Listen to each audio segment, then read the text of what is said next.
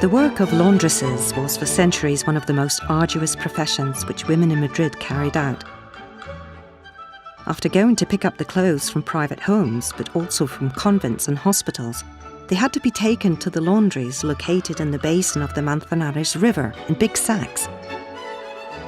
They spent long days there completely soaked, kneeling on benches placed in the riverbed and exposed to the harsh weather in winter.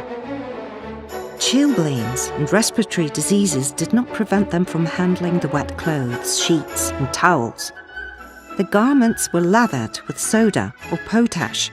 They were beaten and brushed, rinsed out, and hung up with heavy mechanical work.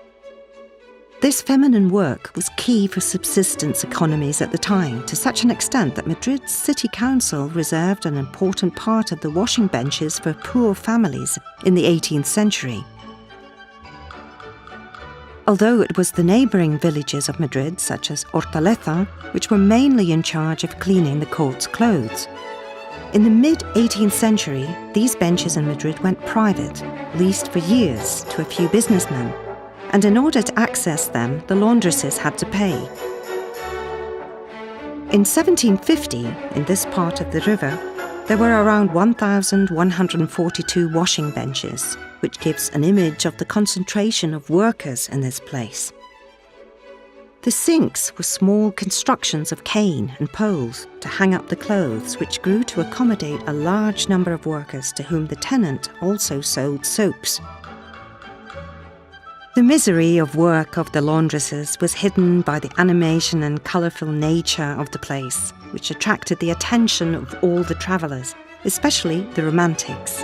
In 1860, the Baron de Villa described the washerwomen as being nymphs of the Manzanares and robust daughters of Galicia, balancing a huge bundle of white clothes which they carried on their heads and another under each arm. The fact that these workers were also taking care of their families was added to this picturesque scene. In the laundries of the Manzanares River, the presence of children stood out.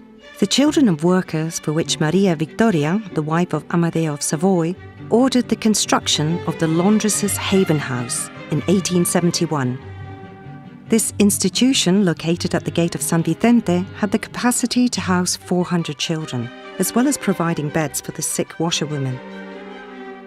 With water channeling of the Canal de Isabel II in the late 19th century, clothes washing was completely transformed, since clothes started to be washed at home or in closed laundry rooms. This put an end to a difficult job which, together with domestic service, represented one of the few female employment opportunities in a sparsely industrialised country, and which testified the tireless presence of women at work, in this case related to cleaning and keeping healthy.